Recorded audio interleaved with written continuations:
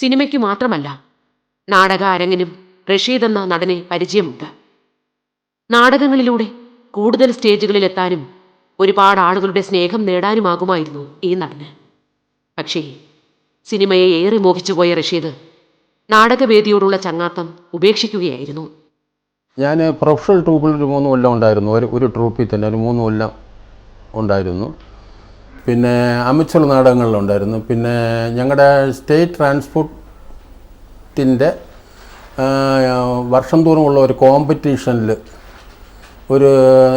സ്റ്റേറ്റിലെ ഏറ്റവും നല്ല നടൻ്റെ പ്രൈസ് എനിക്കാണ് കിട്ടിയത്. വീരസ്വർഗം എന്ന നാടകത്തിൽ മേജറായിട്ട് അഭിനയിച്ച ആ വേഷത്തിന്.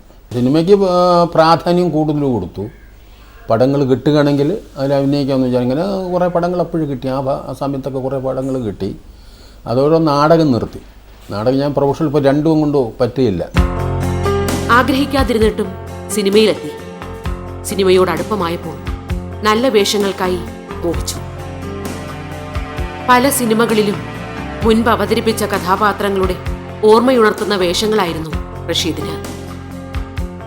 കഴിവുണ്ടായിട്ടും ഈ അഭിനേതാവിന്റെ കരിയർ ഗ്രാഫിൽ ഉയർച്ച ഉണ്ടായതേയില്ല.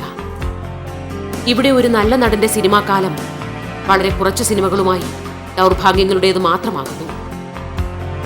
പല വേഷങ്ങളും ഞാൻ ചെയ്യാൻ പോകുമ്പോഴേക്ക് നല്ല വേഷമാണ്, അതാണ് ഇതാണെന്ന് പറഞ്ഞ് അവരെ നമ്മൾ വിളിക്കുന്നതുകൊണ്ട് നമുക്ക് വേഷം ചെയ്യുന്ന ആ അവസരത്താണ് അറിയുന്നത് ഇത് ചിലപ്പം ഗൂണ്ടായാണ്, ഇത് ചിലപ്പം അങ്ങനെ കുറേ പടങ്ങളിൽ കുറേ ബുദ്ധിമുട്ടുണ്ട്. പിന്നെ അതിനെ ഞാൻ എതിർക്കാനൊന്നും പോയില്ല. എന്തായാലും നമ്മളൊന്ന് സൂക്ഷിക്കുക എന്നുള്ളവരില്ല. അങ്ങനെ കുറേ ഇത് ചെയ്യാൻ പറ്റാത്ത ചില പടങ്ങളിൽ ഞാൻ ചെയ്തു. അല്ല, സിനിമ വരാത്തെന്ന് വിളിച്ചാലേ പോകാൻ ഒക്കത്തുള്ളൂ. ഞാൻ അങ്ങോട്ടും ഇതുവരെ ചോദിച്ചിട്ടില്ല. അപ്പം ഇനിയും ചോദിക്കണമെന്നൊക്കെ ഉണ്ട്. പ്രയത്നം കുറവുണ്ട്. കാരണം ജോലിയുള്ള സമയത്ത് ജോലിയെ ഞാൻ വളരെ കൂടുതൽ ശ്രദ്ധിച്ചു.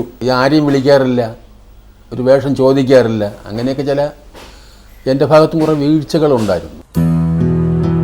ഈ വീട്ടിൽ റഷീദിന്റെ ജീവിതം ഭാഗ്യങ്ങളുടേതാണ്. ഭാര്യയും മക്കളും മരുമക്കളും പേരക്കുട്ടികളുമൊക്കെയായി സന്തോഷം പൂത്തിരി കത്തിക്കുന്നുണ്ട് ഇവിടെ. സ്നേഹത്തിന്റെ കൊടുക്കൽ വാങ്ങലുകൾക്കിടയിൽ ഗൃഹനാഥൻ എപ്പോഴും ആഹ്ലാദവാനാണ്. ഇതെൻ്റെ വൈഫ് സുലേഖ, 2 മക്കൾ. മൂത്ത ആള് ഏഷ്യൻ പെയിൻസിൽ വർക്ക് ചെയ്യുന്നു. രണ്ടാമത്തെ ആള് മകള് ഷെറി, അത് മരുമകൾ ഷെറീന. ഇതൊക്കെ പേരക്കുട്ടികൾ.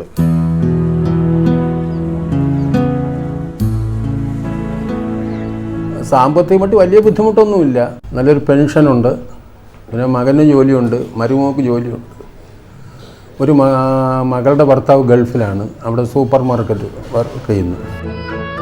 ജീവിതത്തെ പോസിറ്റീവായി കാണുന്ന ഒരാളാണ് റഷീദ്. സങ്കടങ്ങൾ ഉണ്ടായിട്ടുണ്ട്, നിരാശകൾ ഉണ്ടായിട്ടുണ്ട്. പക്ഷേ എല്ലാറ്റിനെയും കടന്ന് മുന്നോട്ടു പോകാനാണ് ഇദ്ദേഹം ആഗ്രഹിക്കുന്നത്. ഇന്നലകളിൽ കിട്ടാതെ പോയത് ഇനിയുള്ള കാലത്ത് കിട്ടുമെന്ന് വിശ്വസിക്കുകയാണ് ഈ കലാകാരൻ. ഏത് വേഷം കിട്ടിയാലും ഞാൻ ചെയ്യും ഉള്ള ഒരു ധൈര്യം എനിക്കുണ്ട്. വില്ലൻ വേഷമായാലും ക്യാരക്ടർ വേഷമായാലും അതിനോടൊപ്പം എനിക്ക് യോജിക്കുന്ന വേഷങ്ങൾ കിട്ടിയാൽ ഞാൻ ചെയ്യും. ഇപ്പം റിട്ടയർമെൻറ്റിന് ശേഷം രാവിലെ കുറേ എക്സസൈസൊക്കെ ചെയ്യും. അത് കഴിഞ്ഞ് ഒന്ന് കുളിയൊക്കെ കഴിഞ്ഞിട്ട് നേരെ ഞാൻ ഓഫീസിൽ പോകും. ഓഫീസിൽ പോകുന്ന പറഞ്ഞാൽ ഞങ്ങളുടെ പെൻഷൻ യൂണിയൻ്റെ ഓഫീസുണ്ട്. പിന്നെ അവരുമായിട്ടൊക്കെ വലിയ ബന്ധമുണ്ട്. അവിടെ കുറേ സുഹൃത്തുക്കളൊക്കെ കാണും. അവർക്ക് സംശയങ്ങളുണ്ടെങ്കിൽ പറഞ്ഞു കൊടുക്കും. എനിക്ക് സംശയമുണ്ടെങ്കിൽ അവർ പറഞ്ഞു തരും. അങ്ങനെ പോകും. പിന്നെ ഉച്ചയോടെ ഭക്ഷണത്തിന് വരും. ഭക്ഷണം കഴിഞ്ഞാൽ പിന്നെ ഒരു 6 മണിക്ക് ശേഷം വീണ്ടും പോകും. അവിടെ ഞങ്ങളെ കുറേ സുഹൃത്തുക്കളെ ഞങ്ങളെ കണ്ട് നിന്നിട്ട് ഒരു 7-7:30 വീട്ടിലേക്ക് വരും.